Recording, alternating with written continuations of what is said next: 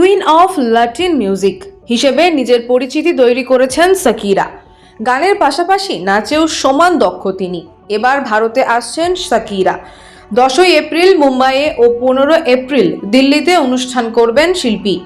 মুম্বাইয়ে মহালক্ষ্মী রেসকোর্সের মাঠে ও দিল্লির জওহরলাল নেহরু স্টেডিয়ামে অনুষ্ঠান করার কথা তার। টিকিট নিয়ে ইতিমধ্যেই উদ্যোক্তাদের মধ্যে অনুরাগীদের মনোমালিন্য শুরু হয়ে গেছে। এর মাঝেই বড় ঘোষণা সাকিরার। 2007 সালে ভারতে অনুষ্ঠান করতে আসেন তিনি।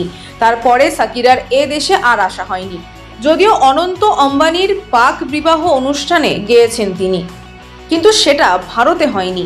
কিন্তু এবার ভারতীয় দর্শকের জন্য অনুষ্ঠান করবেন তিনি। পূর্ব নির্ধারিত 2টি তারিখ তো রয়েছেই, তার সাথে সাকিরা আরও একটা দিন যোগ করলেন তার ইন্ডিয়া ট্যুরে। 10 তারিখ ও 15 তারিখ ছাড়াও 11ই এপ্রিল অনুষ্ঠান করবেন তিনি। সেটাও হবে মুম্বাইয়ের মহালক্ষ্মী রেসকোর্সের মাঠে। অর্থাৎ দুদিন পর পর একই জায়গায় পারফর্ম করবেন তিনি। মুম্বাইয়ে 2 দিন ও দিল্লিতে 1 দিন থাকবেন তিনি। দ্বিতীয় দিনে টিকিটের সর্বনিম্ন মূল্য 6,000 টাকা।